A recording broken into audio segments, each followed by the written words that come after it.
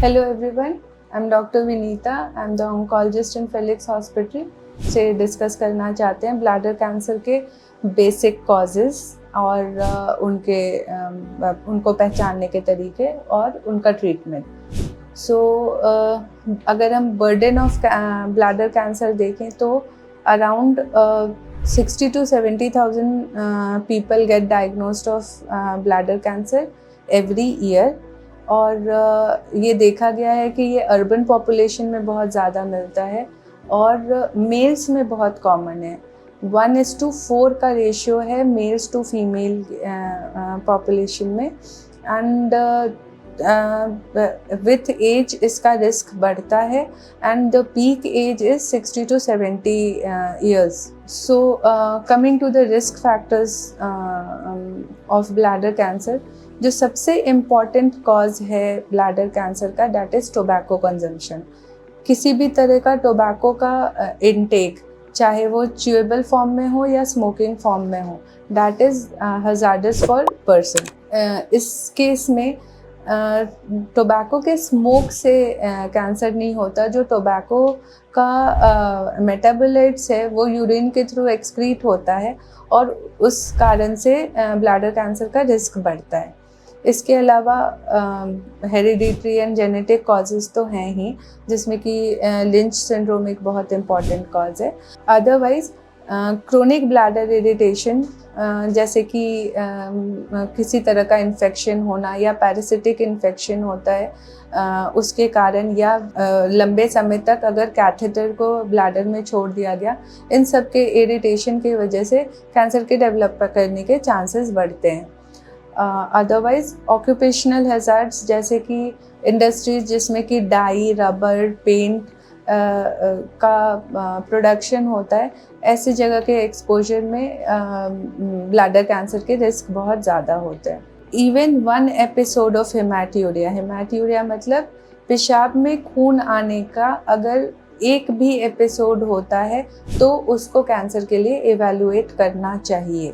बहुत ही ज़्यादा चांसेस हैं कि अगर ब्लड आया है यूरिन में तो वो कैंसर होने के बहुत ज़्यादा चांसेस हैं। इसके अलावा कुछ मिनिमल सिम्टम्स हैं जो पेशेंट इग्नोर करता है, जिसमें कि यूरिन में जलन होना या फिर जल्दी जल्दी यूरिन होना या जब यूरिन को रोक नहीं पाना। ये सारी चीज़ें हैं जो मिनिमल सिम्टम्स हैं जो कैंसर को इंडिकेट करती हैं।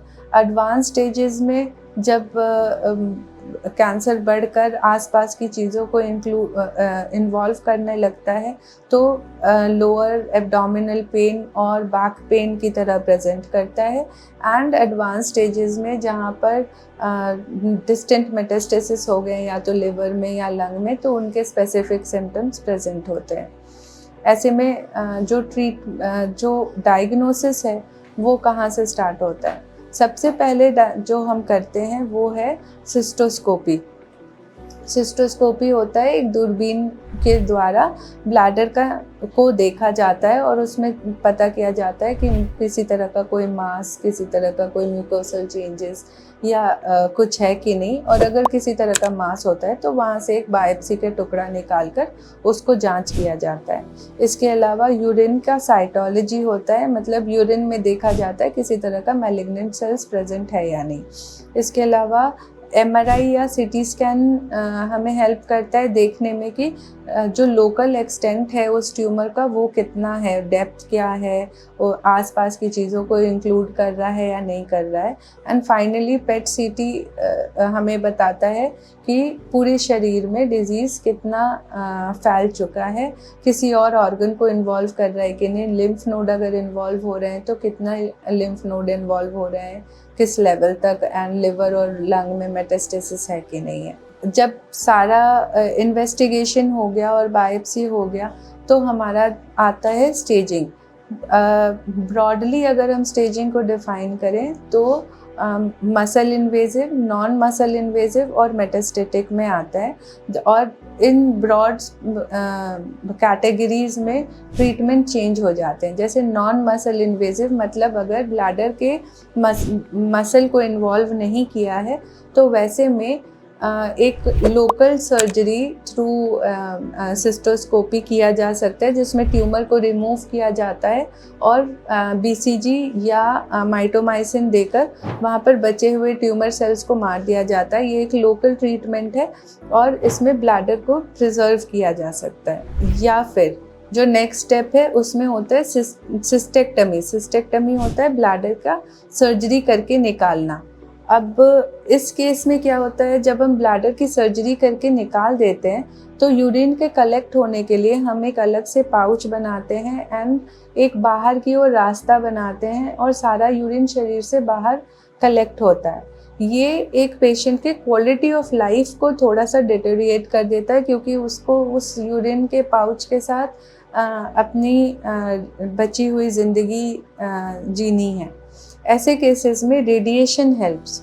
रेडिएशन मसल इन्वेजिव और नॉन मसल इन्वेजिव में radiation helps for the treatment, जहाँ पर हम ब्लैडर का ऑपरेशन किए बिना ट्यूमर के सेल्स को मारते हैं और ब्लैडर प्रिजर्वेशन में ये हेल्प करता है। रेडिएशन हाई वोल्टेज एक्सरे से लिनाक के मशीन पर किया जाता है और सेल्स को डिस्ट्रॉय किया जाता है। देन अगेन एडवांस स्टेजेस में सिस्टेक्टमी किया जाता है। That may be essential depending on the stage. और फाइनली जो हमारा कीमोथेरेपी और इम्यूनोथेरेपी है वो डिफरेंट सेटिंग्स में यूज़ हो सकता है। जैसे कि जो डेफिनेटिव सर्जरी है, डेफिनेटिव सर्जरी या रेडिएशन से पहले जब हम कीमोथेरेपी देते हैं ट्यूमर के साइज़ को कम करने के लिए, सराउंडिंग टिश्यूज़ जो सराउंडिंग स्प्रेड है उसको कम करने के लिए, और कम करने के बाद हम उसका डेफिनेटिव सर्जरी या रेडिएशन करते हैं, उसको न्यूएडजुवेंट कीमोथेरेपी देते हैं। कुछ केसेस में डेफिनेटिव ट्रीटमेंट के बाद हम कीमोथेरेपी देते हैं, जिसको कि एडजुवेंट सेटिंग्स में बोलते हैं। एंड फाइनली अगर डिजीज़ मेटास्टेसाइज कर गई है, जैसे लिवर या लंग में फैल गई है या बोन में फैल गई है, तो वैसे केसेस में chemotherapy is the only available treatment of choice. और इन सब से पेशेंट का लाइफ बढ़ता है, quality of life depending upon the stage quality of life improve कर सकते हैं। अगर अर्ली स्टेजेस में डायग्नोसिस हो गया तो अर्ली स्टेजेस में पेशेंट को क्योर किया जा सकता है with minimal surgery and minimal chemotherapy. So early diagnosis is very, very important. Any kind of hematuria, even one episode, should be evaluated, and stop smoking is the only thing that can prevent any type of cancer, including bladder cancer. Thank you. Health से जुड़ी ऐसी कई और जानकारी के लिए Felix hospital के YouTube channel को सब्सक्राइब करें और अपने सवाल कमेंट बॉक्स के जरिए हम तक पहुंचाएं। और डॉक्टर की अपॉइंटमेंट के लिए दिए गए नंबर 9810455953 पर संपर्क करें।